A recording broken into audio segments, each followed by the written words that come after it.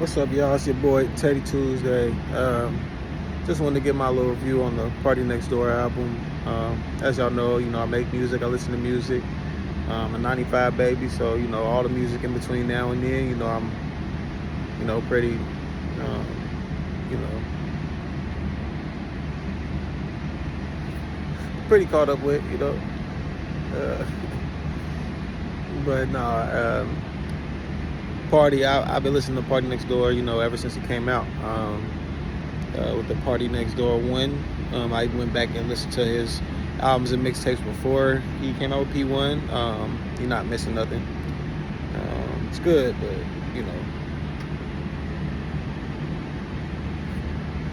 But this Party Next Door 4, we've been waiting on it for a couple years now. We thought it was going to drop the end of last year. And he kind of surprised us with this one. Got a lot of surprises on this album. I mean, big Party Next Door fans know, a lot of those songs that was on the album, well, not a lot of them, a few of them, we had already heard. We didn't think was going to make it on the album because clearance issues or them just not being done or just Party not ready for them to drop yet. Y'all know he holds music forever and he'll drop it in a few years and stuff like that. Or he just won't drop it at all. He'll just go on live, let us listen to it and stuff like that. But a couple of those joints were big surprises. I'll get into that in a minute. Let's start off with the cover art. So the cover art, very provocative, very surprising as well to a lot of people. A lot of people had mixed emotions on it. Me personally, I loved it. I feel like it represents the album perfectly. The lady that's on the cover art, her name is Mommy Next Door, Maami Next Door. She very beautiful, very nice body. And like I said, it represents the album pretty well. And right off the bat, like I said, the first surprise was the first track on the album with Control. Control, when I flipped the album on, when I finally got time and I flipped the album on, I was gonna do this review Friday because I listened to it at least 10 times on Friday and I was like, fuck, I'm ready. But I gave it the weekend.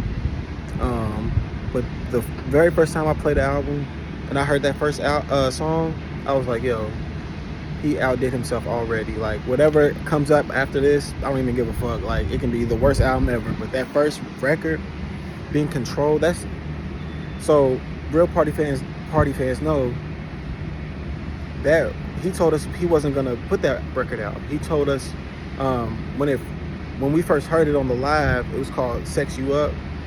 And he was like, this isn't gonna drop, So when I heard it on the album, I was like, oh my god, like, this is one of my favorite Party Next Door songs in the world.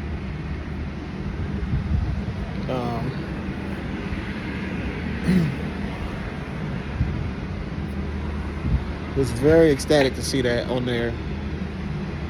And it's Control obviously is one of my favorite joints on the album. His range on there, just very, very beautiful song.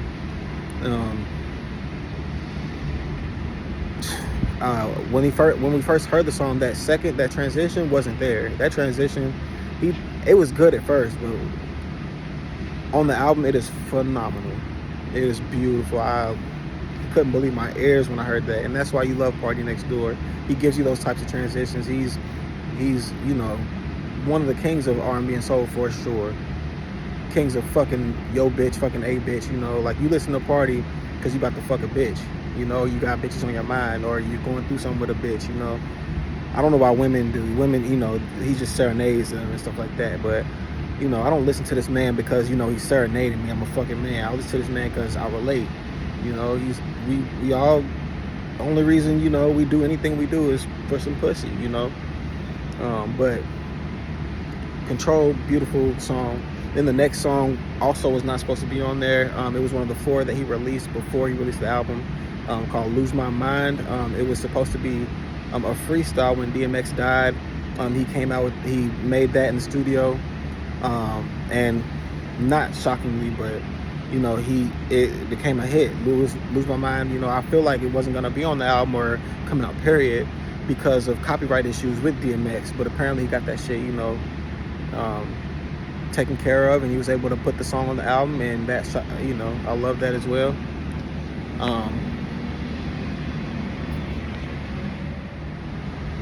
Part 2, so Stuck in My Ways was the third track. Had never heard that song before, but it was it's a good little joint. Not one of my favorites in the album, but I wouldn't skip it. You know, it's a very good song.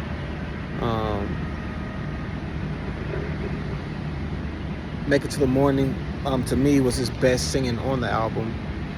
It's not one of my favorite songs again, but it's a really great record. You hear his ad libs and the bop bop bop and the, you know, the silly stuff that he does in the beginning with his voice. I mean, once he does that, you just know like nobody's fucking with him. And his octaves range, you know. Loved his flow on that first verse. When he came in, I was vibing with him, you know. Loved his flow, loved his range on that record, and it's popular with people. It's a big record. It's a good record. This is not one of my favorites, but it's definitely like a very good party song. The epitome of party. And getting into the epitome of party, real Party Next Door fans know that No Chill is a fucking banger. Fucking banger. That's my favorite song on the whole album. As soon as it pops on, it grabs you. The lady moaning or singing or whatever she's doing, and then you hear the helicopters. Like when you hear the helicopters on the party song, you already know the song's about to be fire. It's gonna get you in your feelings. It's gonna make you feel every single thing that he's talking about. And the first thing this man says in the song, I've been with triplets, I've been with twins, I've been solo. Where do I begin? Like, I'm party, you know, I've been fucking all these bitches, you know, what could you show me? And then his next verse is, but to me, you're the star of the show. And that's whoever the fuck he's talking about, you better feel special as fuck, because he's saying you outdo triplets, you outdo the twins, you outdo the solos, you the best, and he found you out in Mobile, Alabama, little country girl. Oh my god, it's a beautiful song, my favorite song on the record. All right, part 3. So I'm not gonna go through all the rest of the tracks. You know, a lot of them you already heard. Her Old Friends, you know, banger, but we heard that before the album came out. But For Certain is definitely supposed to be the single of the album. Very, very catchy instrumental beat, hook as well. Very simple hook, beautiful singing, beautiful subject matter. Like, the song is incredible, and he dropped the video for that, so you know that's gonna be the single of the whole album. And it does represent the album very well. And then right into that toxic party that we all love, Sorry But I'm Outside. That's my second favorite joint on the whole album. Pretty much letting this girl know, like, hey, you know, I'm sorry I'm giving you all these mixed feelings and stuff. I'm sorry, you know me, I'm gonna do me. I'm outside tonight, you know. I might pull up with 40 of them, you know what I'm saying? I ain't saying no, you know, so Sorry But I'm Outside.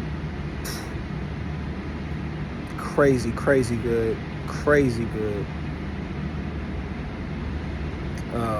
I'm a good like 30 listens in at this point, between when it dropped and today's Monday. Good 30 listens in to the whole album. So, you know, I'm not talking about singles, I'm talking about the album. I'm at least 30 fucking listens in. That's all the songs I'm gonna go over with y'all, because, you know, the rest of them pretty self-explanatory. You know, he had the interludes in there, The Retreat and, you know, Mother's Prayer. Both very beautiful, essential parts of the album if you're gonna listen to it in whole. A lot of the songs, he had good skits at the end, you know, so it was very well put together album, in my opinion. I loved it to death. 10 out of 10 for sure. Family, great record. I relate to it a lot, you know, and he's again showing off that range. Even though he's talking about his dogs, his family, his, you know, his friends, he's still showing you that, hey, I'm still the man when it comes to singing shit. So my top three, of course, number 1 is gonna be No Chill, number 2 is Sorry But I'm Outside, and number 3 is gonna be For Certain. But I love the entirety of the album. I hope you guys loved it as well. And I'm excited to see what he brings next, because this album right here, the other 3 P's, P1 was great. P1, that showed you how he was coming. P2 and P2 was okay as well, but P3, that was kind of him trying to be commercialized and stuff. Then he came out with that 7 Days and stuff like that. I feel like he was trying to be commercialized. That Colors series, he wasn't. That was him. But this right here, this P4, this is what the real big Party Next Door fans have been waiting for. I know we're all upset that Point Me to the Dancers wasn't on there, but honestly, I feel like it wouldn't really go well with the album. He's in entirety talking about being in a relationship with a girl, and he wants a threesome, and then he continues to want this threesome, and she like gets sick of it, and he already had a joint similar to Point Me to the Dancers on there, so I feel like his point would have been 2 across. He would have got that point 2 across, putting that on there. So I'm sure we'll hear soon. I know he's got some more unreleased stuff on YouTube that we'll be hearing here soon. But yeah, very excited about this album. I'm so happy that he came out with it, and God bless everybody. Let me know what y'all think about the album, y'all's favorites and stuff, and yeah, that's gonna do it. Thank y'all for listening and watching, man.